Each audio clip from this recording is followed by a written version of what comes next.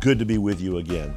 In the first video of this little series, we talked about sort of the life of James, the half-brother of Jesus, who's accepted by most scholars as the author of the New Testament book of James. We talked about his life.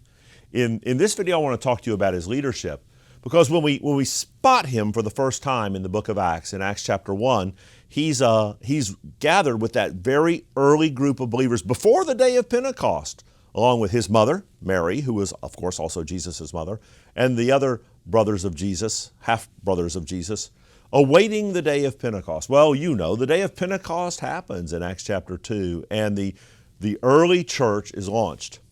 For the first years of the existence of the early church, the church was led directly by the apostles. Most visibly and prominently, the apostle Peter emerges in about the first decade of the church as its principal leader.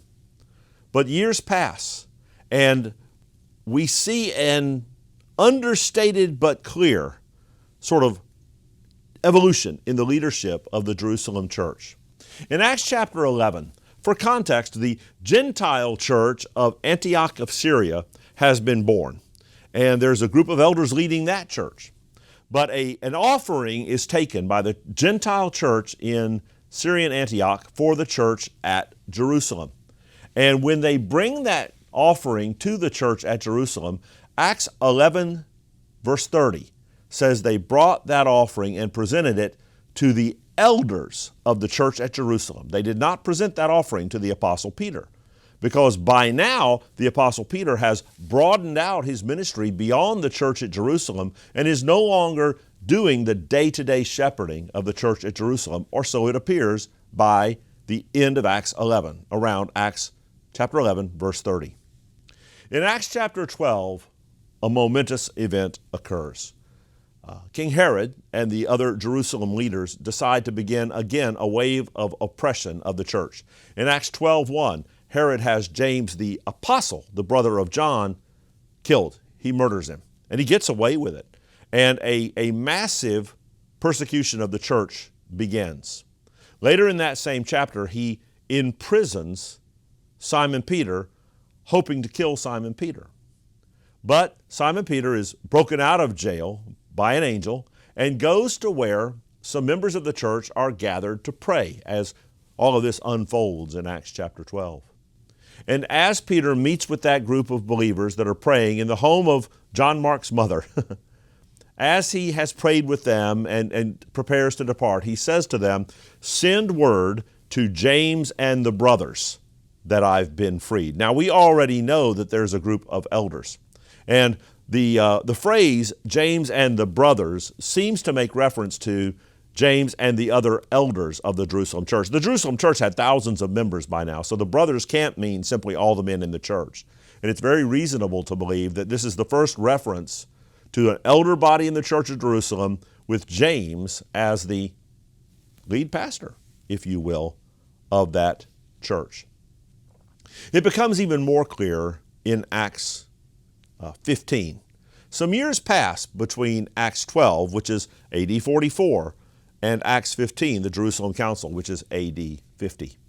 In that gathering, probably the most significant historical event in the book of Acts, apart from the ascension of Christ himself and perhaps the day of Pentecost, the Jerusalem Council of AD 50 was a gathering of the elders of the church at Jerusalem, the apostles, and the missionaries, Paul and Barnabas, as well as the other elders, again, of the church at Jerusalem, to discuss, shall we teach a gospel that is clearly grace alone, or shall we require of new Gentile believers that they embrace the Jewish law? Teaching in detail about that council is the work of another day, but it's interesting to note, and if you read this in Acts 15, looking for it, you'll see it pretty clearly. As that apostle convenes and has their conversation, many voices speak up. But once all the other voices have spoken up, James, the half-brother of Jesus, and by now clearly the lead pastor of the church at Jerusalem, shepherds the process of concluding that council, summarizing what they've all believed, that the gospel is by grace alone, and directing that a letter be written with the conclusions of the council to be distributed. And that letter, the text of that letter, is included there in Acts 15. The point, it's the lead pastor of the church at Jerusalem that sums up the proceedings of the council held at the church at Jerusalem.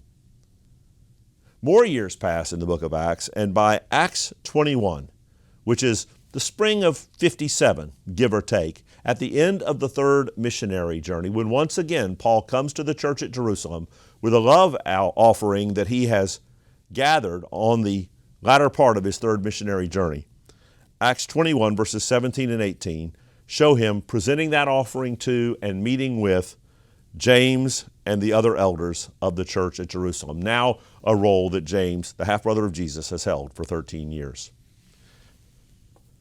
So James, the unbeliever during the earthly ministry of Jesus, James, who is not one of the 12 apostles, James, the half-brother of Jesus, comes to be the first non-apostle lead pastor serving among the elders of the church at Jerusalem. And it's from that position that he's going to write the book of James. We'll talk about just when and under what circumstances, for what purposes, he wrote that letter in the next video in this series.